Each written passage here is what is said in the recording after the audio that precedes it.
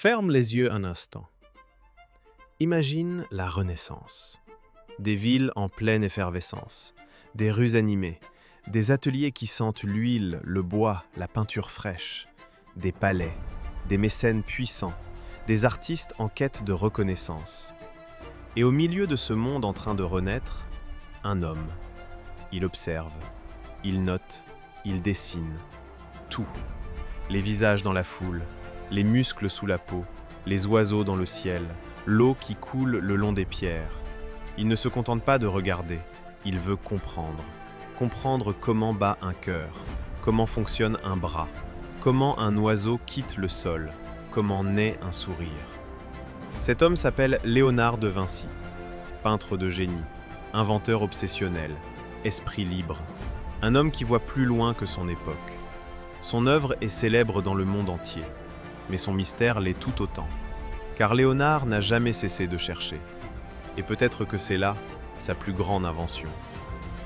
Léonard naît en 1452, en Toscane, dans un petit village nommé Vinci. Il est le fils illégitime d'un notaire et d'une paysanne. À cette époque, c'est une étiquette lourde à porter, mais cette contrainte devient une liberté.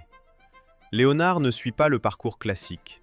Il ne va pas à l'université, il n'apprend pas le latin comme les savants. Il apprend autrement. Il observe. La nature devient son école. Il regarde pousser les plantes. Il étudie les animaux. Il dessine les rochers, les rivières, les nuages. Très tôt, son talent pour le dessin impressionne. Son père le remarque et décide de lui donner une chance. Il l'envoie à Florence. Florence, c'est le cœur battant de la Renaissance. Une ville riche, ambitieuse, bouillonnante d'idées nouvelles. Léonard entre dans l'atelier d'Andrea del Verrocchio.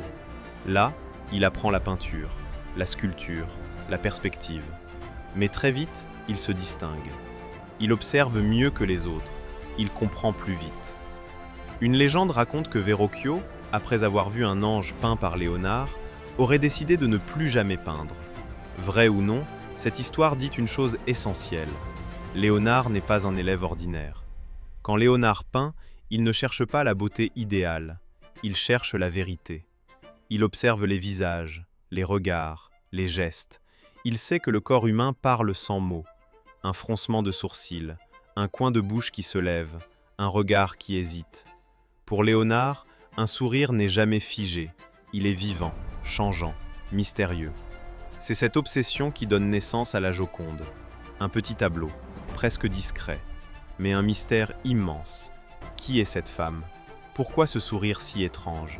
Pourquoi ce regard qui semble suivre celui qui l'observe? Léonard y travaille pendant des années. Il retouche, il superpose les couches de peinture, il affine les ombres, il n'est jamais satisfait. Léonard termine rarement ses œuvres, non par négligence, mais parce que sa recherche ne s'arrête jamais. À Milan, il réalise une fresque monumentale, la Scène, le dernier repas du Christ. Mais représentée comme jamais auparavant. Ce n'est pas une scène figée, c'est un instant suspendu. Chaque apôtre réagit différemment. La surprise, la colère, le doute, la peur. C'est une explosion d'émotions humaines, peinte sur un mur. Léonard expérimente une technique nouvelle, audacieuse, mais fragile. Très vite, la fresque se dégrade. Mais l'idée, elle, traverse les siècles. Peindre ne suffit jamais à Léonard. Son esprit bouillonne en permanence. Il remplit des carnets, des centaines, des milliers de pages. Il écrit de droite à gauche, comme s'il voulait protéger ses idées, ou simplement penser librement. Dans ces carnets, on trouve tout.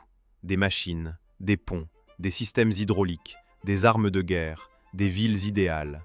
Il imagine des chars blindés, des engins capables de voler. Certains parlent d'hélicoptères, d'autres de sous-marins. Mais Léonard n'est pas un magicien. Il observe la nature et en tire des lois. Il regarde voler les oiseaux et cherche à comprendre pourquoi ils volent. Il dissèque des corps humains, en secret, car c'est interdit. Ses dessins anatomiques sont d'une précision stupéfiante. Il comprend les muscles, les os, les organes. Il voit le corps comme une machine parfaite, bien avant la médecine moderne. Pour Léonard, l'art et la science ne sont pas séparés, ils ne font qu'un. Comprendre le monde pour mieux le représenter. Léonard est un génie, mais aussi un homme difficile à suivre. Il change souvent de ville, Florence, Milan, Rome. Il travaille pour des princes, des ducs, des rois, mais il se lasse vite. Il promet beaucoup, il livre peu. Certains admirent son génie, d'autres critiquent son manque de discipline. Il commence 1000 projets, puis s'arrête, non par paresse, mais par curiosité. Son esprit va toujours ailleurs, vers une nouvelle question, un nouveau problème à résoudre. À la fin de sa vie, un roi de France lui tend la main, François Ier. Il l'invite à venir en France. Léonard traverse les Alpes, avec ses tableaux, ses carnets, ses idées. Il s'installe au Clos Lucé, près du château d'Amboise. Il est vieux, sa main droite est paralysée. Il peint moins. Mais son esprit est intact. Il pense encore, il observe encore, jusqu'au bout. Léonard de Vinci meurt en 1519, loin de son Italie natale, mais entouré de respect. Il laisse derrière lui peu de tableaux, mais une influence immense. Il incarne l'idéal de l'homme universel, un homme qui refuse les frontières entre les disciplines, entre l'art et la science. Son génie ne réside pas seulement dans ce qu'il a créé, mais dans sa manière de penser, observer, questionner, douter. Aujourd'hui encore, ses carnets fascinent, ses œuvres interrogent. Léonard nous rappelle une chose essentielle. Le progrès naît de la curiosité, et la curiosité n'a pas de limite. Peut-être que Léonard n'a jamais cherché à être un génie. Peut-être cherchait-il simplement à comprendre le monde qui l'entourait. Et si finalement, le vrai secret de Léonard de Vinci, c'était ça.